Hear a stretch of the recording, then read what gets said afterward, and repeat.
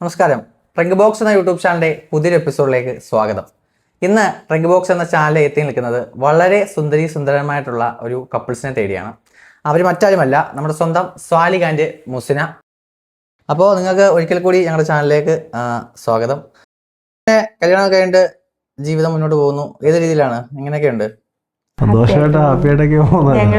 ഞങ്ങൾ ഒരു പുതിയൊരു കുഞ്ഞാവിന്റെ വെയിറ്റിംഗ് ചെയ്യുവാണ്. കല്യാണം കഴിഞ്ഞിട്ട് ഇപ്പോൾ ഒരു ഡിസംബർ 24 ആകുമ്പോൾ 2 വർഷം. എന്നെ കൂടെ ഒന്ന് പറയാൻ അനുവദിക്കണം പ്ലീസ്. നല്ല ലോങ് ആയിട്ടുള്ളൊരു പ്രണയം കഴിഞ്ഞിട്ടാണ് വന്നത്, അതിലേക്ക് വന്നത്. അപ്പൊ അതിന്റെ കുറച്ച് കാര്യങ്ങളൊക്കെയാണ്. അതായത് നമുക്ക് കൂടുതലും ആൾക്കാർ തിരക്കുന്ന വെച്ചാല് അതിന്റെ സ്റ്റാർട്ട് ചെയ്തിട്ടുള്ള മൈന്യൂട്ടായിട്ടുള്ള കാര്യങ്ങൾ വരെയാണ്. കാരണം വെച്ചാൽ കേൾക്കാനുള്ള ഒരു ക്യൂരിയോസിറ്റി ആണ്. അപ്പോൾ നിങ്ങളുടെ ഒരു പ്രണയം അതിലാണ് ആദ്യമായിട്ട് പൂവിടുന്നത്? പൂവിട്ടെന്ന് പറയുമ്പോഴത്തേക്ക് സ്വാഭാവികമായിട്ട് എൻ്റെ വശത്തു നിന്നാണ് അങ്ങനെ ഒരു മൂമെന്റ് ആദ്യമായിട്ടുണ്ടായത്. ഞാൻ പറയാം, മൂമെന്റ് എന്ന് പറഞ്ഞാൽ ഞാൻ ജസ്റ്റ് ഇൻസ്റ്റഗ്രാം എടുത്ത സമയം അന്ന് ഞാൻ +2 കഴിഞ്ഞ സമയം കൊറോണയ്ക്ക് മുമ്പ്, കൊറോണ ഒക്കെ സ്റ്റാർട്ട് ചെയ്യുന്ന ആ ഒരു ടൈമിൽ ഇൻസ്റ്റാഗ്രാം എടുത്ത്. അപ്പോൾ എൻ്റെ അമ്മയുടെ ഫോണാണ് എടുത്ത സമയത്ത് ഇങ്ങനെ ഞാൻ സ്ക്രോൾ ചെയ്തപ്പം ഈ വീഡിയോ ഉണ്ട്. അപ്പോൾ നല്ല വണ്ണം ഉണ്ടായിരുന്നു. അപ്പോൾ ഞാനിങ്ങനെ എന്തോ ഒരു കോമഡി വീഡിയോ എന്തോ കണ്ടത്.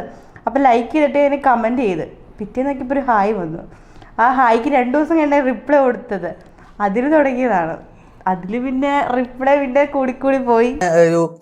പ്രണയം എന്നൊരു സാധനം തോന്നിയല്ലോ, അത് ആദ്യമായിട്ട് പറഞ്ഞ ആരാണ്? സംഭവം എന്ന് പറഞ്ഞു കഴിഞ്ഞാൽ ഞാൻ ആദ്യമായിട്ട് എനിക്ക് ഇവളോട് പ്രണയം തോന്നിയത് ഒരു ഫോട്ടോയിലൂടെയാണ്. അപ്പോൾ ഫോട്ടോ കാണുമ്പോൾ എനിക്ക് വളരെ ഇഷ്ടപ്പെട്ടു. പിന്നെ ആ ഒരു അവളുടെ പോസ്റ്റുകളെല്ലാം എടുത്ത് നോക്കുകയും, അപ്പോൾ അതിനകത്തിൽ എനിക്ക് പ്രത്യേകിച്ച് എടുത്ത് പറയണ്ട, ഇവളുടെ അടുത്ത് ഞാൻ എപ്പോഴും പറയുന്നൊരു കാര്യം, ഇവളെ ശ്രദ്ധിച്ചാലേ ഇവിടെ അവളുടെ അവിടെ ഒരു മറുകുണ്ട്.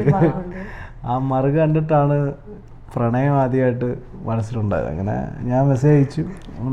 അപ്പം സ്വാഭാവികമായിട്ട് പുള്ളിക്കാരി ആദ്യം റിയാക്ട് ചെയ്തില്ല. പതിയെ നമ്മൾ റിയാക്ട് ചെയ്യാൻ നമുക്കറിയാമല്ലോ, റിയാക്ട് ചെയ്യിപ്പിക്കാൻ നമുക്കറിയാമല്ലോ, നമ്മൾ ഇല്ലറക്കാരല്ലല്ലോ.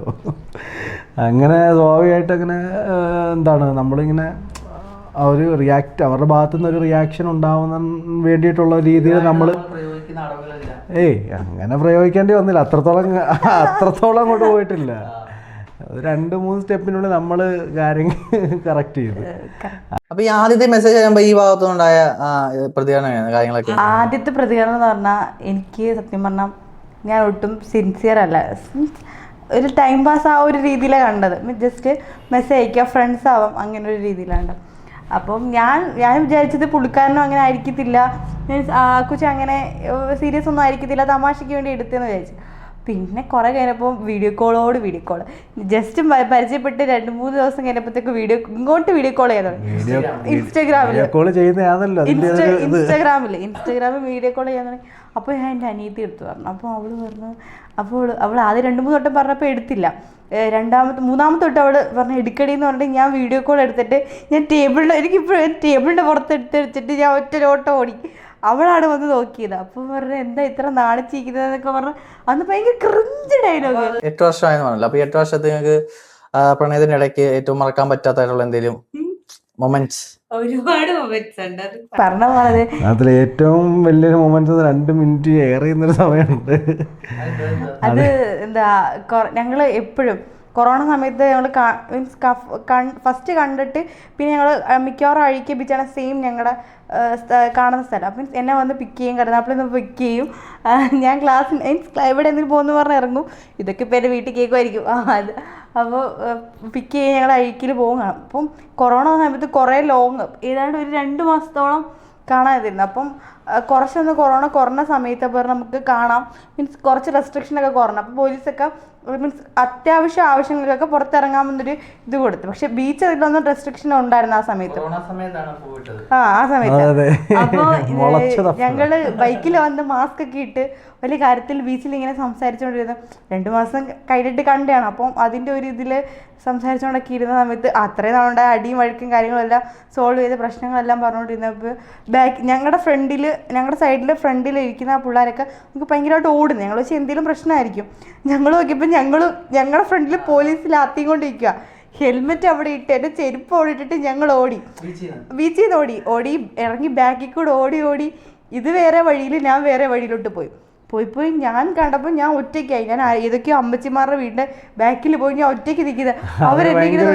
ആയിരുന്നു അത് ഭയങ്കര ഇൻസിഡന്റ് ആയിരുന്നു. ആ സമയത്ത് അതൊന്നും നോക്കുന്നില്ലല്ലോ, പോലീസ് വരുന്നതാന്ന് പറഞ്ഞൊരു ബാക്കിയുള്ള സൗണ്ട് മാത്രമേ കേട്ടുള്ളൂ. പോലീസ് പിടിച്ച് പിന്നെ വീട്ടിലറിഞ്ഞ അത്രത്തോളം പ്രശ്നമായിരിക്കും. അതുകൊണ്ടിട്ടാണ് അങ്ങനെ അത്രയും ഭയങ്കരമായിട്ട് ഓട്ടോ എന്ന് വെച്ചാൽ എന്റെ പൊന്നളിയ ആ പരിസരം ഒന്നും നോക്കിയില്ല. ഞാൻ ഏതൊക്കെയോ വീടിന്റെ ബാക്കിൽ കൂടെ കറങ്ങി ഏതോ ഒരു പോയിന്റ് എത്തിയപ്പം ഈ കൊച്ചു വണ്ടി എടുത്തോട്ട് വരുന്നത്. അപ്പൊ ഞാൻ അവിടെ ഒരു കൈ കാണിച്ച് ഓടി നമ്മൾ അത് മഫ്തിയിലായിരുന്നു കേട്ടോ, മഫ്തിയിലായിരുന്നു. പക്ഷെ അത് ശരിക്കും പോലീസുകാരായിരുന്നില്ല എന്നുള്ളതാണ് അതിനകത്തിൽ യാഥാർത്ഥ്യം. അവിടെ വരുന്നൊരു ഗാർഡായിരുന്നു. പറഞ്ഞു വിടാൻ വേണ്ടി വന്നതാ, മനസ്സിലല്ലേ? 2-3 കപ്പിൾസ് ഓടുന്ന കണ്ടുണ്ടോ നമ്മൾ ഓടി. നിങ്ങൾ ഓടി കോടതി ഓടി. എന്തൊക്കെ നഷ്ടം വന്ന്, അത്ര സമയം നഷ്ടമായി, ലെങ്സ് പോയി, നമ്മുടെ ആ ഒരു സുവർണ നിമിഷം, ആ പൂ എന്താ വിരിഞ്ഞുകൊണ്ടിരുന്ന ഒരു ചില നിമിഷങ്ങൾ നഷ്ടപ്പെട്ട്. പിന്നെ ഈ ഒരു അന്ന് ഇപ്പൊ വീട്ടിൽ അറിയുന്ന ഞാൻ പറഞ്ഞു. അപ്പൊ പിന്നെ ഈ വീട്ടിലേക്ക് എത്തിയത് എങ്ങനെയാണ്? ഈ പ്രണയം ആരുടെ വീട്ടിലാണ് ആദ്യം അറിയുന്നത്?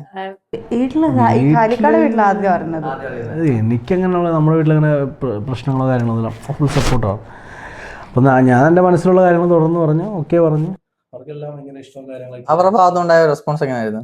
റെസ്പോൺസ് ഫസ്റ്റില് ഞങ്ങൾ ഒരു തവണ എവിടെ കറങ്ങാൻ ഇങ്ങനെ പോയ സമയത്ത് ഇവിടുന്ന് സാലിക്കാട് വാപ്പി വിളിച്ചിട്ട് എന്നെ എൻ്റെ അടുത്ത് ഇങ്ങനെ ചോദിച്ച് മൂസിനാണോ? അപ്പം ഞാൻ പറഞ്ഞു ആ മൂസിന. എൻ്റെ ചെറുക്കനെ നീ സ്നേഹിക്കുവോ ഇല്ലയോ?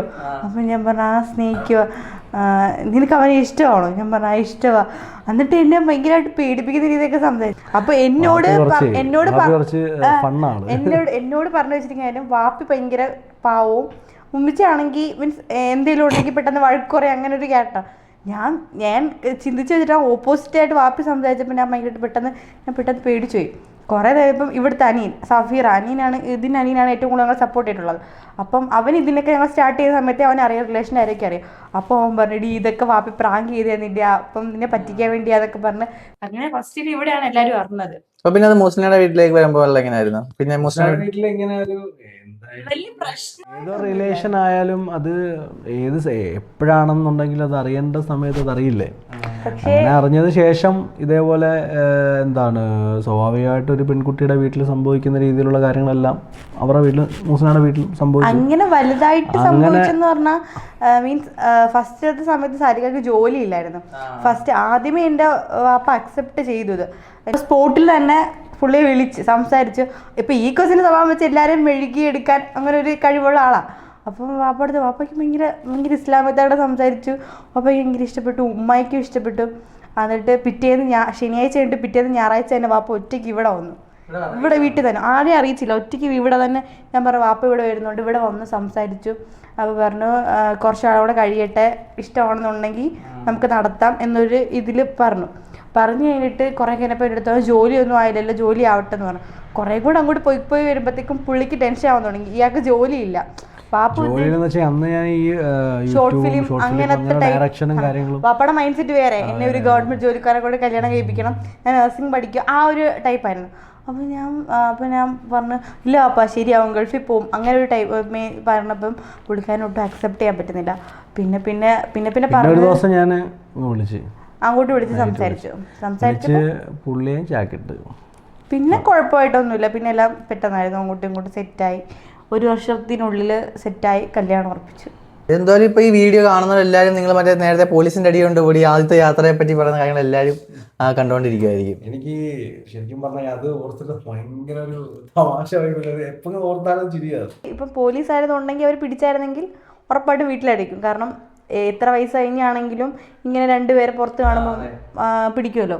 അപ്പം പക്ഷെ ഇതുവരെക്കും അങ്ങനെ ഞങ്ങൾ പുറത്ത് പോയിട്ട് വീട്ടിൽ പിടിച്ചിട്ട് അങ്ങനെ ഒരു സീൻ. കാരണം എൻ്റെ വീട്ടിൽ എന്നെ ഭയങ്കര വിശ്വാസമാണ്.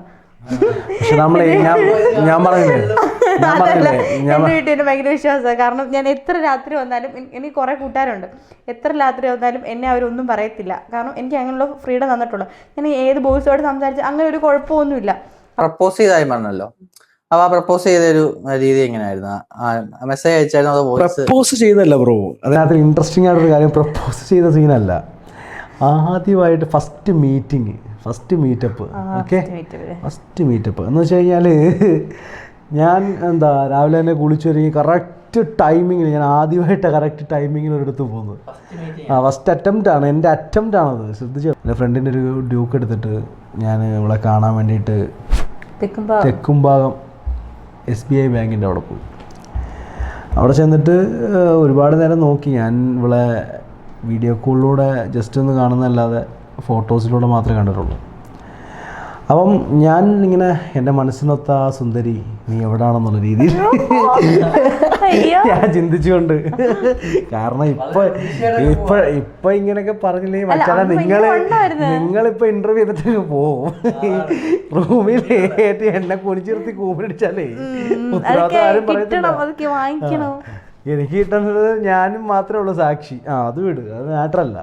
അപ്പം ഞാനവിടെ കാണാൻ ചെന്ന് ഇവിടെ എൻ്റെ അടുത്ത് വന്ന് ഇവിടെ നിന്നു. എൻ്റെ ചെറുവരലിൽ നിന്നൊരു പെരുപ്പോട് കയറി ഞാനങ്ങ് നിന്നങ്ങ് വിറയ്ക്കുക. ആദ്യമായിട്ട് അങ്ങനെ ഒരു സംഭവം സിറ്റുവേഷൻ. അങ്ങനെ ഞാൻ ഇവിടെ കാണാൻ ചെന്ന് ഫസ്റ്റ് ഞാനിങ്ങനെ നോക്കി. അപ്പോൾ ഇവിടെ എന്നോട് ചോദിച്ചു എന്താടേ എന്താ? അപ്പോൾ ചോദിച്ചാ ഒന്നുമില്ല. ഇഷ്ടപ്പെട്ടോ എന്നെ ചോദിച്ചട്ടെ ഇഷ്ടപ്പെട്ടു അല്ലെങ്കിൽ ഇഷ്ടപ്പെട്ടില്ല എന്നൊരു റെസ്പോൺസിന് വേണ്ടി വെയിറ്റ് ചെയ്യുക. അപ്പം ഞാനിങ്ങനെ ആ ഒരു ക്യൂരിയോസിറ്റി കൊണ്ട് ഞാൻ കുറച്ചൊന്ന് വൈകിപ്പോയപ്പോഴത്തേക്ക് കൈയെടുത്തിൻ്റെ തോടൊരു പിച്ച്, നല്ലൊരു പിച്ച്, ഞെരിക്കൊരു പിച്ചങ്ങ് വെച്ച് അന്ന് തുടങ്ങിയതാളിയാ പറയണേ എൻ്റെ.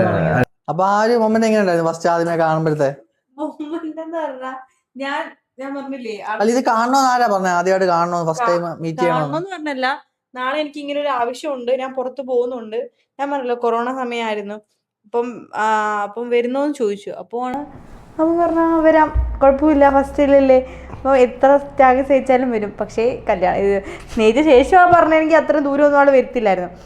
അങ്ങനെ വന്നപ്പോൾ ഞാൻ അതൊരു ഊഹാപോഹം മാത്രമാണ്. അത് സ്നേഹിക്കുന്ന പെണ്ണുങ്ങൾക്ക് മറ്റുള്ളവരോട് പറയാനുണ്ടാകുന്നൊരു ചെറിയ റീസൺ മാത്രം. അത് അങ്ങനെ ഒരു സംഭവം ശരിക്കും ആണുങ്ങളുടെ എന്താണ് പ്രണയത്തിലെ കാടിന് ഒരു പെണ്ണുങ്ങൾക്കും അറിയില്ല.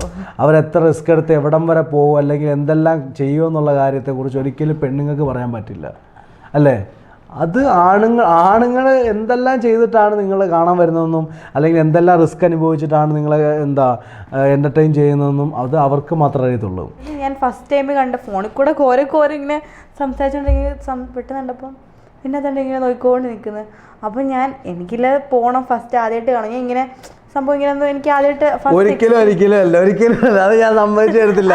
ഒരു പണിയില്ല നോക്കി, വേറൊരു പണിയില്ല, എന്നെ കാണാൻ വേണ്ടി തന്നെ വന്നതാ. ഒരു പണിയില്ല നോക്കി, വേറൊരു പണിയില്ല. അതല്ല ഞാൻ ഉദ്ദേശിച്ചത്. ഇങ്ങനെ ഇവളെ എന്നെ കാണാൻ വേണ്ടി ഡ്രസ്സും ചെയ്ത് അടിപൊളി സെറ്റപ്പിൽ വന്ന് ഇവരെ അതിന് കൂട്ട് നിൽക്കാൻ വേണ്ടി അവളുടെ കസിനെയും വിളിച്ചുകൊണ്ട് വന്നിട്ട് ഇവളിപ്പോ പറയുക എന്ത് പറഞ്ഞേ? ഞാൻ എന്ത് പണിയാ കളക്ടർ ഉദ്ദേശിച്ച ഉദ്യോഗമല്ലോ ഉണ്ടോ? സംസാരിക്കുന്നില്ല, മിണ്ടുന്നില്ല, ആ ബൈക്കിനകത്ത് തന്നെ അങ്ങനെ നിൽക്കുക. അപ്പൊ എനിക്ക് സത്യം പറഞ്ഞാൽ ഇക്കൊന്നും മിണ്ടുന്നില്ല, ഒന്നും ഇല്ല, എന്തേലും ചോദിക്കുക നീ എന്ത് പോയോന്ന്. പിന്നെ തൊട്ട് നോക്കിക്കൊണ്ടിങ്ങനെ അത് ശരിക്കും പറഞ്ഞാൽ ഞങ്ങളെ സിംപിൾസിറ്റി അത് അല്ലേ. ഞാൻ സിമ്പിൾ മാനാണ്, അതുകൊണ്ടാണ്. അപ്പം ലേഡീസ് ഫസ്റ്റ് എന്നാണ്. ഓക്കെ, അപ്പം ലേഡി അതായത് നിനക്ക് ഞാൻ തന്നൊരു ബഹുമാനം അതായിരുന്നു അതിൻ്റെ മൗനം. മനസ്സിലായി? അത് മനസ്സിലാക്കാതെ എൻ്റെ കശത്തിൻ്റെ താഴെ നോക്കി പിച്ചോളാ നീ. ഓക്കെ, അത് കഴിഞ്ഞ് പിന്നെ സംസാരിച്ച് പിന്നെ ബസ് സ്റ്റോപ്പിൽ ഞാൻ ബസ് കാത്തിരുന്നപ്പം ഒന്ന് സംസാരിച്ചിട്ടും അപ്പോൾ ആദ്യമായിട്ട് തോളലൊക്കെ കയ്യിലെടുത്തിട്ടിട്ട് സംസാരിച്ച് ആ സമയത്തും വലുതായിട്ടൊന്നും സംസാരിക്കുന്നില്ല, കുറച്ച് കാര്യങ്ങൾ മാത്രം ഇച്ചിരി അങ്ങും മാത്രം പറഞ്ഞത്. എന്നിട്ട് എന്നെ തന്നെ ഇങ്ങനെ നോക്കിക്കൊണ്ടിരിക്കും. ഞാൻ പറയും ഇയാളെന്താ എന്നെ മിണ്ടാത്ത എന്താ? അപ്പോൾ ഒന്നുമില്ല, എന്തോ മിണ്ടാൻ. ഞാൻ ഫോണിൽ കൂടെ ഇതൊന്നും അല്ലല്ലോ പറയുന്നത്, ഒന്നും മിണ്ടുന്നില്ല. എന്നിട്ട് കുറേ കഴിഞ്ഞ് വീട്ടിൽ വന്ന് ഫോൺ എടുത്ത് വിളിച്ച് എല്ലാം ക്ലോസ് ആയിട്ട് വീട്ടിൽ വന്നിട്ട് ഫോണിൽ മെസ്സേജ് ചെയ്തപ്പോൾ ഞാൻ പറഞ്ഞു ഇയാൾക്ക് ഫോണിൽ കൂടെ കാണുന്ന സ്നേഹമൊന്നുമില്ല, കാണുമ്പം ഒന്നുമില്ല എന്ന് പറഞ്ഞ്. പിന്നെ കാണാൻ വന്നപ്പം എനിക്ക് മനസ്സിലായി അന്ന് മറ്റേ കുറച്ച് ടെൻസ്ഡ് ആയിരിക്കും ചിലപ്പം. കല്യാണം കഴിഞ്ഞിട്ടുള്ള ഒരു ചേഞ്ചിന്റെ കാര്യം പറഞ്ഞായിരുന്നു. അപ്പൊ ആ ഒരു ചേഞ്ച് എങ്ങനെയാണ്? എനിക്ക് പൊതുവേ കല്യാണം കഴിഞ്ഞിട്ട് ആ ഒരു പ്രണയിക്കുന്ന സമയത്തും കല്യാണം കഴിഞ്ഞിട്ടും ആ ഒരു ഡിഫറൻസ് മനസ്സിലായെന്ന് പറഞ്ഞാൽ നമ്മളിപ്പം പ്രണയിക്കുന്ന സമയത്താണെങ്കിൽ അടി ഇടുമ്പം കുറേ ലോങ് പോകും. പക്ഷേ കല്യാണം കഴിഞ്ഞിട്ടാണെങ്കിൽ 1-2 ദിവസം മാക്സിമം. അപ്പൊ നിനക്കൊരു ഒരാഴ്ച ഒരു മാസം അല്ലെങ്കിൽ 2 മാസമൊക്കെ നീണ്ടു നിൽക്കണം. എനിക്ക് സ്വസ്ഥ സമാധാനം കിട്ടാതിരിക്കണം അല്ലേ? ആ ഒരു കാരണം നമ്മൾ അടുത്ത് കാണുന്നോണ്ടായിരിക്കും മേ ബി അത് മാറുന്നത്. ആ ഡിഫറൻസ് എനിക്ക് മനസ്സിലായി. പിന്നെന്ന് പറഞ്ഞാൽ പ്രണയിക്കുന്ന സമയത്ത് ഇന്ത്യയിലെ ഡിഫറെൻറ്റ്, കല്യാണം കഴിക്കുമ്പോൾ അതിൽ കാരണം നമ്മൾ കുറേ അടുത്ത് കണ്ടുകൊണ്ടിരിക്കുന്ന സമയത്ത് കുറേയും കൂടെ അവരെ നമുക്ക് മനസ്സിലാക്കാൻ പറ്റും. നേരത്തെ കണ്ട ഒരു ഫേസ് ആയിരിക്കത്തില്ല നമുക്ക് അവർക്ക്. അപ്പോൾ കുറച്ചും കൂടെയൊക്കെ നമുക്ക് റിയാലിറ്റി എന്തോ അത് മനസ്സിലാവും. മറ്റേത് ഫോണിൽ കൂടെ മാത്രം അല്ലെങ്കിൽ പലപ്പോഴും മാത്രം നമ്മൾ ഒരുമിച്ച് ഒരു ദിവസം ജീവിക്കുന്നില്ലല്ലോ. അപ്പോൾ നമ്മൾ ജീവിച്ചു തുടങ്ങുമ്പോഴായിരിക്കും പുതിയ പുതിയ കാര്യങ്ങൾ മനസ്സിലാക്കുന്നത്, പുതിയ പുതിയ ജീവിതത്തിലോട്ട് പോകുന്നത്. അപ്പോഴായിരിക്കും നമ്മൾ കുറച്ചും കൂടി ഇവരുടെ ജീവിതത്തിലോട്ട് ഇറങ്ങി ചെല്ലുന്നത്. അത് ഈ കല്യാണം കഴിഞ്ഞപ്പോൾ രണ്ടുപേരെ ലൈഫിനുള്ളൊരു വളരെ നല്ലൊരു ചേഞ്ച് എന്താണ്? ബ്രോ കൂടുതൽ പക്വതയാവും, കുറച്ചുകൂടെ പക്വത. നിനക്കോ?